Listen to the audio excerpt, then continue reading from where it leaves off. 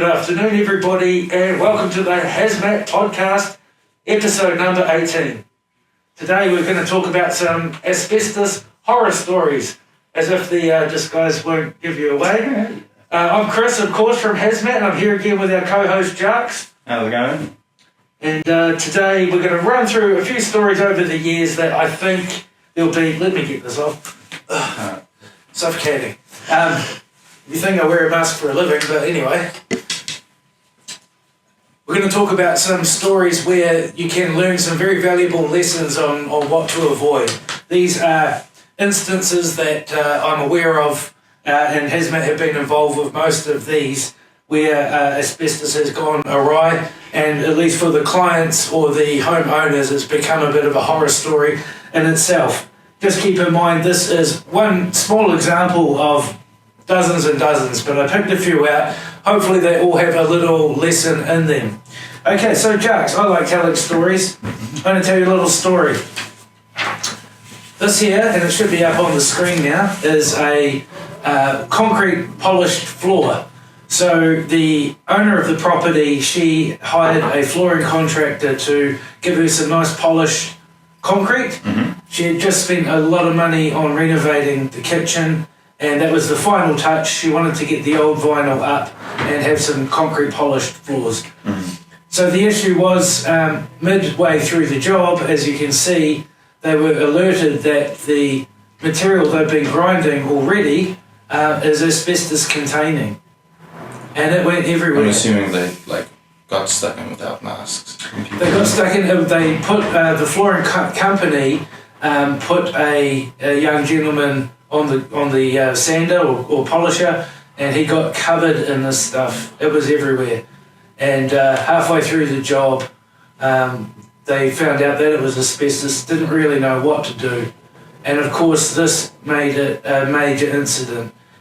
We found traces of asbestos down the hallway, in the living room, all through the cupboards in the kitchen. It was everywhere. So that was a professional flooring contractor that failed to test for the material first before they just got stuck in. And that poor young man is... What year was this? This was 2023. Oh. Yeah, this is in Lower Hutt. Kind of recent too. Yeah, so it's still happening out there. And again, this what turned into, one small job of polishing the floor became about 4 weeks of decontaminating, actually removing the rest of the vinyl professionally, and getting everything cleaned up. So it turned into a major... Was there any loss to the client? Like, to assets? Well, here's the first golden nugget for our viewers. That particular client did not have insurance, therefore was not covered. And we've talked about this on a previous episode. Some insurance policies don't cover asbestos anyway. Yeah. But this all had to come out of her own pocket. And so we're talking triple, quadruple the budget from what was intended. Yeah. And if you don't have insurance, does all of that just fall on you? Someone's got to get it cleaned up and someone's got to pay for it. Yeah. Yeah. So, there we go. So, like that happens though, can't you then as a client go to the flooring company and say, hey, this is kind of like your toss-up, your responsibility? Yeah. It certainly came up, but it was disputed. And in the end, the homeowner decided to deal with it themselves. All right, ready for another one? Yeah. Here we go. This is a roof cavity at a property in Karori. This has happened back in March this year. Oh, yeah. We were going to do a kitchen textured ceiling removal. Mm-hmm. So prior to the removal, the client actually thought they would get some of the insulation moved out of the way so that they don't have to lose that material during the removal. Mm. So they got up in the roof cavity, they moved their insulation, which I think they'd only recently bought. Some of it looked quite good. Yeah.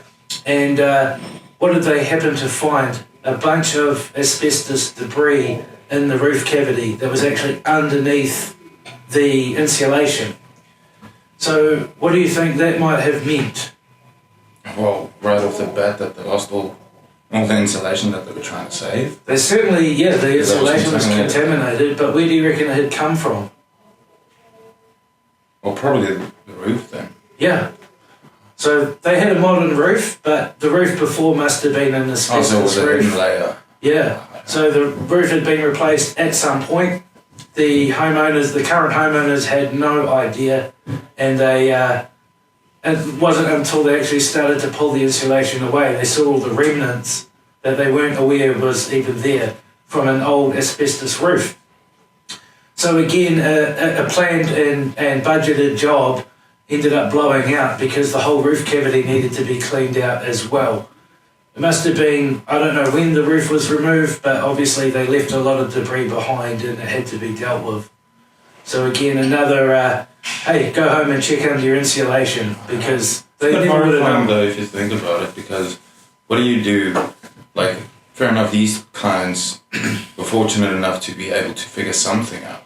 But what if you just simply cannot fit 3 times the bill? Yeah, then you're stuck in a bit of a pickle, really.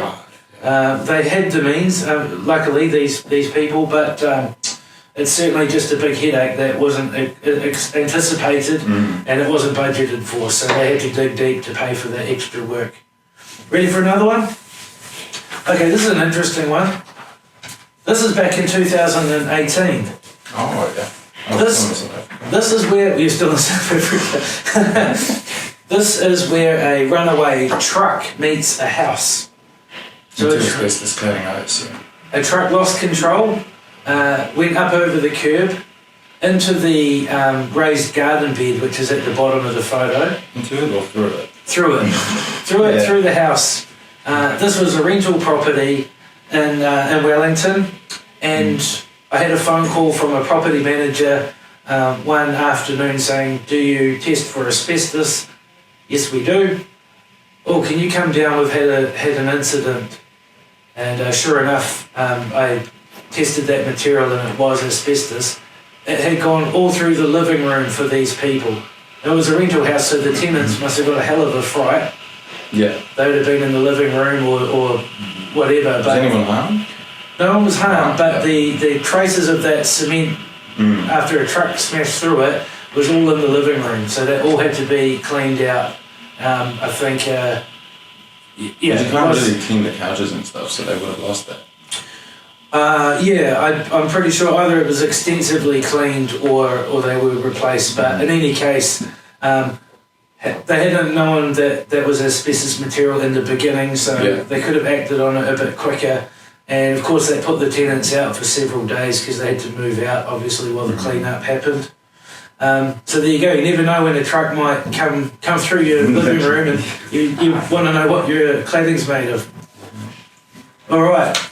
This one here, this is in Waikanai. This is in a commercial shop. Yeah. So the story here, there's a commercial shop in Waikanai or retail shop. The building owners want to get a new roof put on. Sounds like a pretty simple job. Take the old roof off, put the new roof on. However, they did notice some fuzzy, funny-looking material in the actual roof cavity. So they asked me to go and check it out. And sure enough, I had a look up in the suspended ceiling, as you can see there, where I took the photo. Yeah. And that material turned out to be what they call limpet, or spray-on asbestos fireproofing, essentially. So no one knew it was there. No one knew that it was asbestos. This stuff is a real, quite a risky material. It's quite friable. And all those grooves. Yeah, it gets into all the grooves. So now the client is stuck with a leaking roof that has to be replaced. But however, you can't get any Joe Blow roofer to do that work because it's a big asbestos hazard. So now, again, we've been employed to actually remove all that material and actually remove the roof as well as asbestos.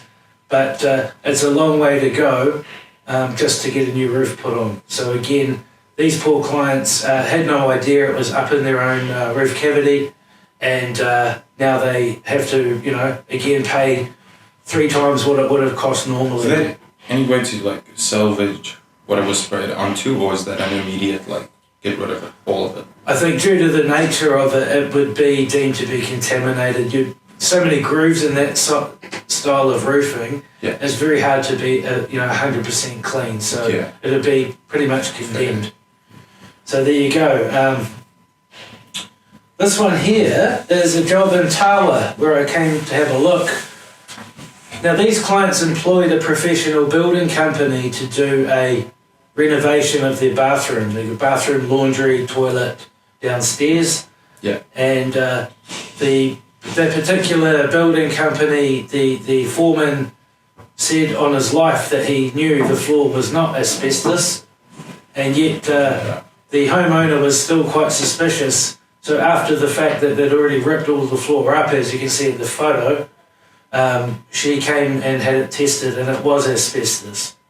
So even a professional builder's opinion might not be sufficient sometimes. But in that instance, if you have a licensed building practitioner that swears to you, I'm going to work on this, get stuck in because I swear it's not asbestos, you then go and get it tested, comes back positive, exactly like this, does she not have grounds to take legal action? Absolutely, that's an option. But because it's that's really a lie, basically, this, on the builder's part. This client has an elderly parent living there as well and was very concerned, obviously as he would be, with the amount of contamination that may have occurred and how much needed to be cleaned up. So, I'm assuming you only took this photo when she called you for the test, and that's right. The floor had already been removed. Is already exposed. Yeah, absolutely. So even a professional builder can get it wrong. So there you go. Now, just one to finish up on. This is from Melrose, which is in Wellington. Mm-hmm. I call this photo the husband. I'll tell you why. Yeah. Again, we had a phone call from a wife who said her husband was very eager to renovate the kitchen and had started to rip up the floor. Yeah. This is back in 2018, so this is quite an old example, but we get this from time to time. I think we pulled up this image in episode 2. Maybe we have, yeah. Yeah. So the husband got at it, as you can see, left a bunch of paper backing, no enclosure, no qualified removal taking place. Everything's been potentially contaminated, and now another big clean-up job on top of what would have just been a straightforward asbestos removal if they'd tested it first. Yeah. But he wanted to hook into it. He couldn't wait. It was probably Sunday morning, and he was all eager. And there was a bit of fallout from that, as you can see. So it's a mistake to make. Yeah. Well, think about the health implications as well of being exposed or potentially exposed to loose fibres, and then how much property has to be thrown out that can't be cleaned or deemed to be safe. So I think the point of these horror stories is actually to just bring up a few important points. What do a lot of these things have in common? In my opinion, you can't always trust a tradesman. And they're unpredictable. It's frightening how realistic these mistakes seem to be.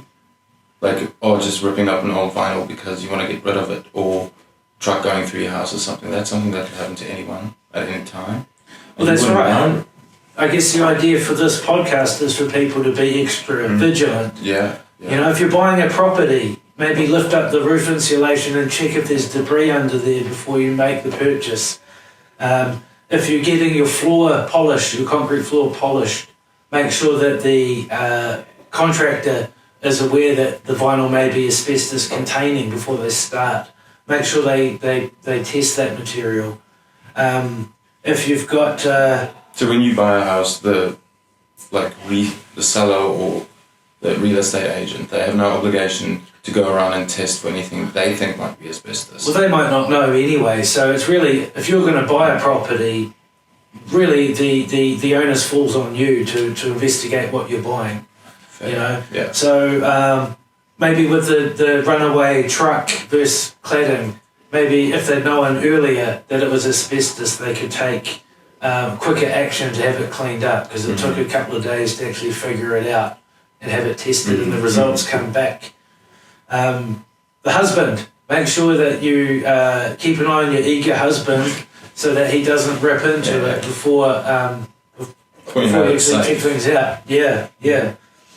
So yeah, just a few little lessons in there, as well as these are real life examples, but I would call them asbestos horror stories. And I hope that everyone that watches this can take a few little lessons away to be more cautious, so you don't become a horror story. Yeah, I mean, I've been wound free for like 2 years, and even this has learned me some stuff, like taught me some stuff. Yeah, good. It's frightening, yeah. Well, I'm glad to hear it.